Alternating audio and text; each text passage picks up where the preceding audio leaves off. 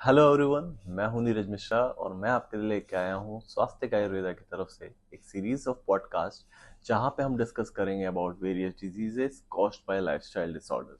और आज हम डिस्कस करने वाले हैं about obesity, weight management through Ayurveda and lifestyle modification.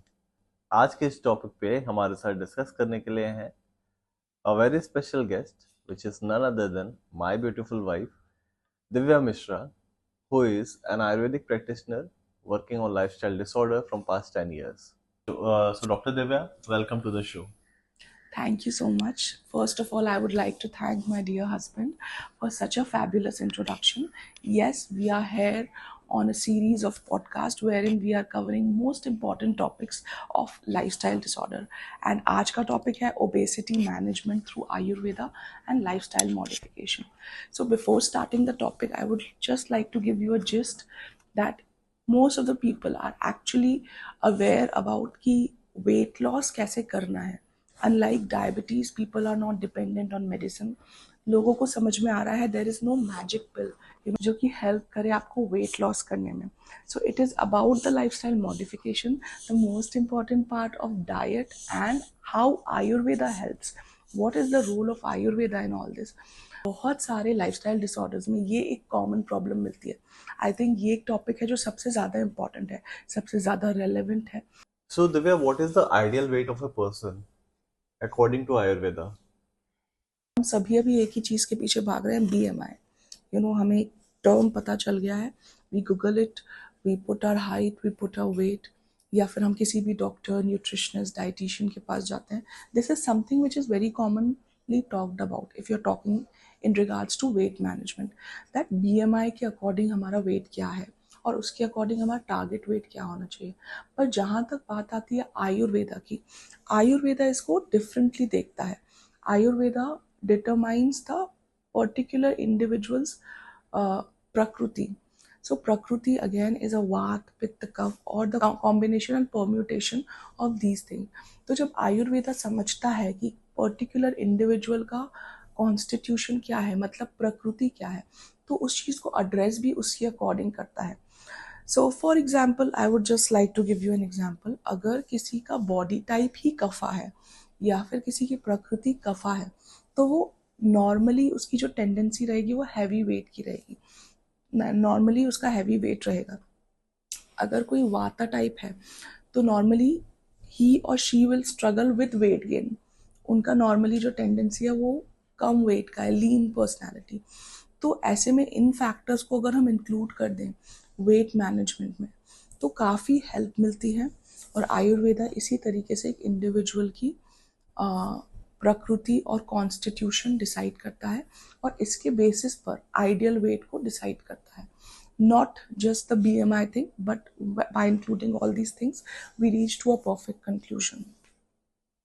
So Divya, what role does Ayurveda play in weight management? Well, Ayurveda emphasizes on a holistic approach of weight management by balancing the doshas of individual. So हम सभी की body में 3 दोषास होते हैं, वात पित्त कफ, और basically इनके imbalances की वजह से सभी प्रॉब्लम्स होते हैं. According to Ayurveda this is the main cause of any and every disease. So vata pitta कफ तीनों की अपनी कैरेक्टरिस्टिक्स होती है, वो बॉडी में बढ़ने घटने की वजह से सारी प्रॉब्लम्स होती हैं. तो सबसे पहले वेट मैनेजमेंट के लिए भी वात पित्त कफ को बैलेंस करने की ज़रूरत है. उसके अलावा Ayurveda also treats the root cause of the problem. तो रूट कॉज अगर हम वेट मैनेजमेंट में देखें, ओबेसिटी के केस में देखें, so the root cause is metabolism, digestion, which could be fixed through Ayurvedic herbs and lifestyle modification, lifestyle changes, and dietary modification.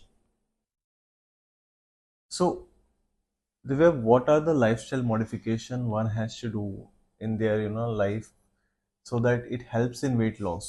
How does Ayurveda addresses it? Regular time intervals पे खाना, एक proper routine को follow करना, make sure that whatever you are eating, you are digesting it.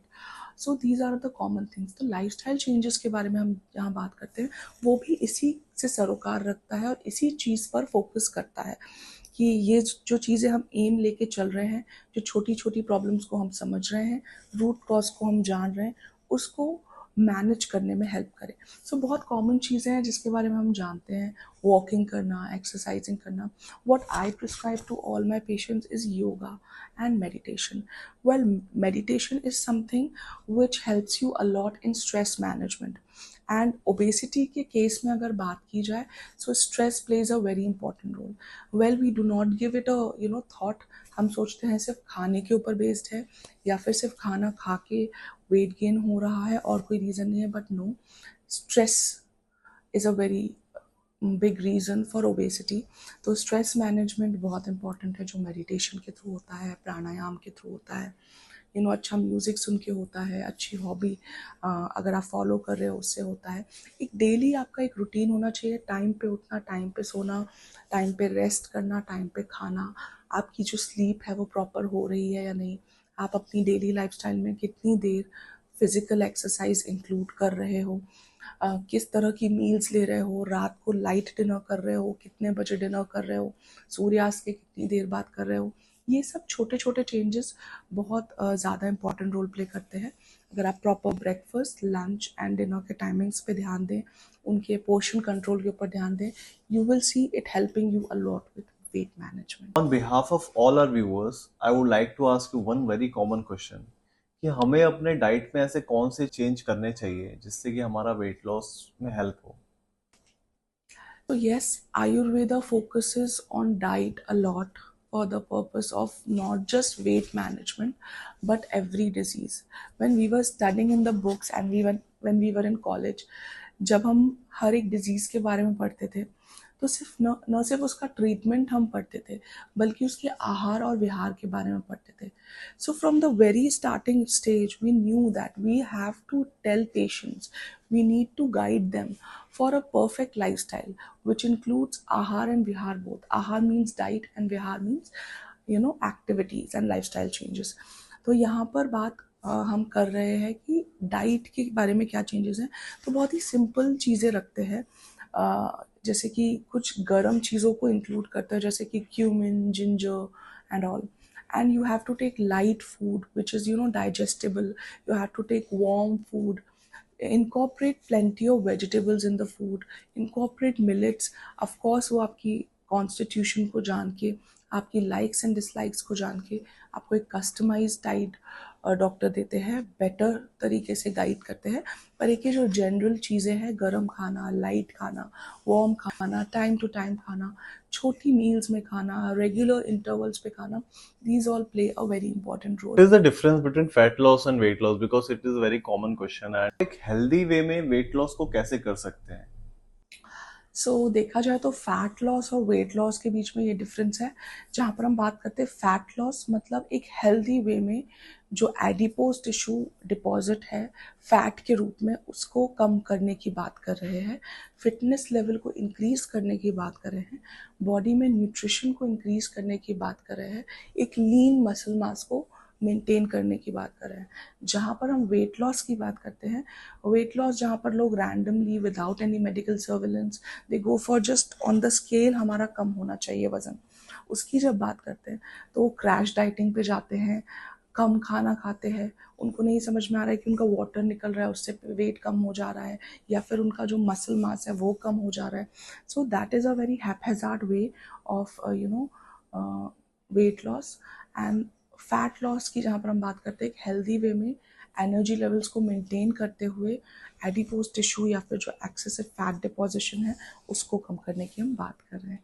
सो उसके हिसाब से So Divya, normally क्या होता है कि we have seen like when people are in stress, so they start emotional eating. So does it also contributes towards weight gain? Emotional eating और cravings के ऊपर कोई ध्यान नहीं देता. Stress also plays an important role in obesity, and I guide every patient to focus much on stress management. I help them a lot with that. So emotional eating और cravings को overcome करने के लिए बहुत important है mindful eating. Mindful eating मतलब conscious आप eating कर रहे हैं बिना ज़्यादा ओवरथिंक किए, बिना ज़्यादा सोचे। तो इन सब चीज़ों में बहुत इंपॉर्टेंट रोल प्ले करती है कुछ self awareness exercises, mindful eating, meditation, pranayama and also Ayurvedic herbs जो हम इंक्लूड कर सकते हैं for a time being, since उनके कोई साइड इफ़ेक्ट्स ऐसे होते नहीं हैं। और इन सब केसेस के रूप में हम स्टेरॉइड्स या एलोपैथी को स्पेशली कंसीडर नहीं करते, but natural herbs are something जो आपको हेल्प करें to just calm down more, to better sleep. So with Ayurvedic herbs, with self awareness, with meditation, pranayam, I think आप कंट्रोल कर सकते हो, अपने स्ट्रेस को मैनेज कर सकते हो और अपनी ओवर ईटिंग, इमोशनल ईटिंग को भी कंट्रोल कर सकते हो। About the cravings, I think कि जब आप टाइमली ईटिंग करते हो, you not running for like कि वेट लॉस के लिए मुझे ये अवॉइड करना है, ये अवॉइड करना है, या फिर इरेगुलर इंटरवल्स पे खा रहे हो, बहुत ज़्यादा आप कम खा रहे हो। उस केस में क्या होता है कि आपको क्रेविंग्स होने लगती है। बट हम टाइम टू टाइम अगर आपको बता रहे हैं you have to eat this, आपका पेट भरा है, अच्छी हेल्दी चीज़ों से भरा है, सो आई डोंट थिंक सो कि क्रेविंग इज समथिंग जो वहाँ पर प्रॉब्लम क्रिएट करेगी। तो इन सब चीज़ों पे आप ध्यान दोगे तो बहुत ईजीली वेट मैनेजमेंट कर सकते हो एक हेल्दी वे में। What is the importance of digestion for weight management in Ayurveda? आपने एक बहुत ही सही क्वेश्चन पूछा। Well, digestion is the central part of everything in Ayurveda. Digestion plays a very important role, you know. Digestion का मतलब होता है अग्नि, जो कि एक बहुत क्रूशियल पार्ट प्ले करता है, specially in terms of weight gain और वेट लॉस। अगर हमारी अग्नि सही होगी, हमारा डाइजेशन ठीक होगा, तो जो खाने का पाचन है, डाइजेशन है, वो बहुत अच्छा होगा। जो न्यूट्रिएंट्स का एब्जॉर्प्शन है बॉडी में, वो बहुत अच्छा होगा। और जब डाइजेशन ठीक है, न्यूट्रिएंट्स एब्जॉर्प्शन ठीक हो रहा है एंड मेटाबोलाइज ठीक से हो रहा है खाना, एनर्जी ठीक से प्रोड्यूस हो रही है, तो बहुत ही कम चांसेस हैं कि बॉडी में टॉक्सिन्स बने, और toxins are the root cause of obesity. Thank you, Divya, for answering all the questions of our viewers. Thank you so much once again. I hope कि आप सभी को ये पॉडकास्ट पसंद आया होगा। अगर आपके मन में इससे रिलेटेड कोई और सवाल है तो आप हमें कमेंट में लिख सकते हैं। अगर आप नेक्स्ट पॉडकास्ट में चाहते हैं कि हम किसी स्पेसिफिक डिजीज के बारे में डिस्कस करें तो आप वो भी लिख सकते हैं। हम ऐसे सीरीज ऑफ पॉडकास्ट आपके लिए लाते रहेंगे। अगर आपको हमारा कंटेंट पसंद आया हो तो प्लीज हमें लाइक, शेयर एंड सब्सक्राइब करना ना भूलें। Thank you so much.